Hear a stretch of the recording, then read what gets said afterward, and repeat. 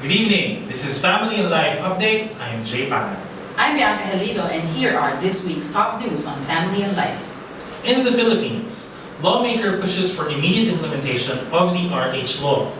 Last Thursday, Senator Pia Cayetano asked the Supreme Court to allow the implementation of the 2012 Responsible Parenthood and Reproductive Health Act, widely known as the Reproductive Health or RH law. In a 36-page petition for intervention, the lawmaker urged the High Court to lift the status quo anti-order issued last February and to dismiss the 10 consolidated petitions questioning the constitutionality of the RH law.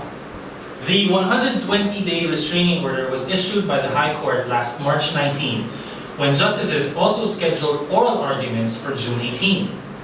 Cayetano, the principal author of the controversial law, argued that it is not yet the right time to question the law before the court because there was no actual damage incurred by the petitioners with the passage of the law. Defending the legality of the RH law, Cayetano said that it does not violate the constitutional freedom of choice and right to privacy, pointing out that adults are still free to reject information relating to reproductive health that the government provides.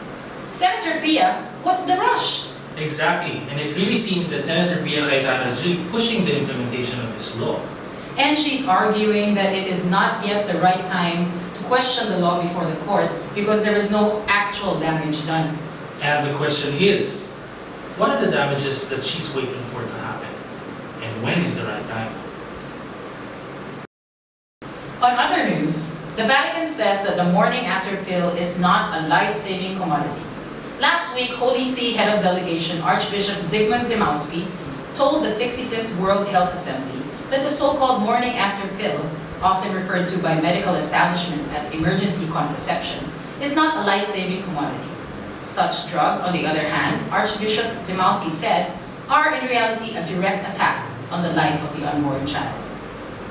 The Archbishop's address was in response to a health organization's resolution urging member states to improve the quality, supply, and use of 13 life-saving commodities, including that of emergency contraception.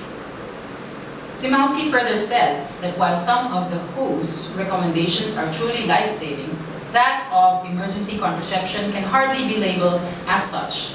It is common knowledge that when conception has already occurred, certain substances used in emergency contraception produce an abortifacient effect. He concluded that the use of such substances in all parts of the world should not be encouraged. The 66th World Health Assembly is taking place at the United Nations in Geneva, Switzerland from May 20 to the 28th, 2013. The Assembly is the World Health Organization's annual general meeting where they discuss universal health coverage, women and children's health, as well as monitor the achievements of the Millennium Development Goals. So tell me, Bianca, how can you now consider an emergency contraception as a life-saving commodity? Exactly, because by definition, contraception means to stop life. And thank you for Archbishop Zemowski for speaking up in this assembly because this is a very controversial question. And I think more members of the clergy and the lay should have the courage to stand up. Exactly, and that's why I would like to hear from you. What do you think? You can log on to www.familylifeupdate.com.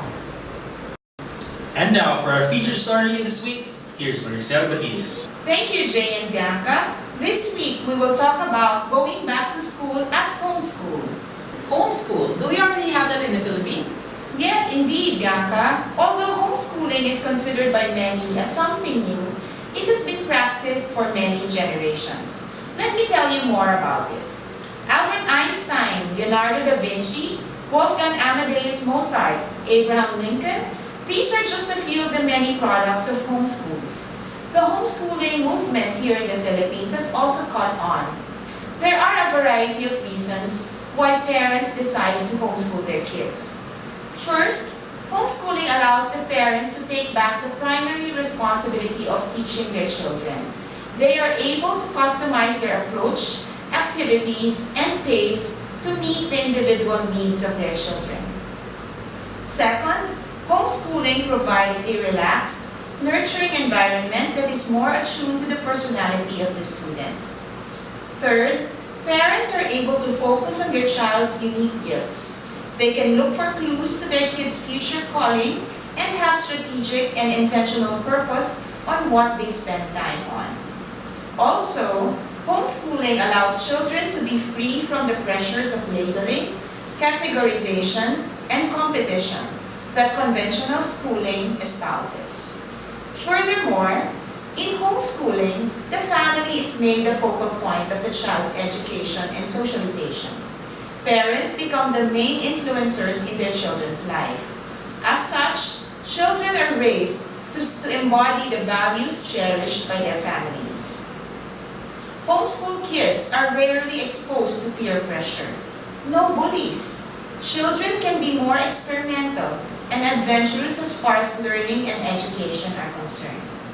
And lastly, homeschooling is cheaper than the conventional school system. Independent homeschoolers incur minimum expense, and those who decide to go with a home education program provider may pay anywhere from 50,000 to 40,000 pesos a year for each child. No uniforms and school service to pay for. Concerns on socialization are addressed by opportunities to socialize and interact either by the parents themselves or through the home education program provider they are affiliated with. Concerns on socialization are addressed by opportunities to socialize and interact with other children and families through the support groups organized either by the parents themselves or through the home education program provider they are affiliated with. Parents who would like to know more about homeschooling for their kids should first get more information about homeschooling. There are numerous resources online. Parents are likewise encouraged to talk to other parents who are doing it, have done it, or to students themselves, those from the home education program providers and other related institutions. Once you've made a decision that homeschooling is for you, you have to decide to either do it independently, do it through a traditional school's home study program, or homeschool through an accredited home education program provider. In the Philippines, we have the likes of Catholic Philippine Academy and TMA Homeschool. Just like traditional and progressive schools, homeschooling can become a great challenge. As the parent, you'll know best what will work for your child. How about you, Jay and Bianca? Can you imagine homeschooling your kids? Well, from what I know about homeschooling and from some friends who are doing it, this takes on a lot of commitment, especially from the mothers. Well, if you ask me, if I had the time and if the finances will allow that I don't have to work, then who wouldn't want to be with your children every day? Exactly. So we'd like to know what you think as well. So what's homeschooling for you? Let us know what you think and read more about these stories at www.familyandlifeupdate.com. Thanks for joining us this evening. Spread the word about us, Family and Life Update. Know the issues? Make a stand. Follow Family and Life Update. God bless you and your families. God.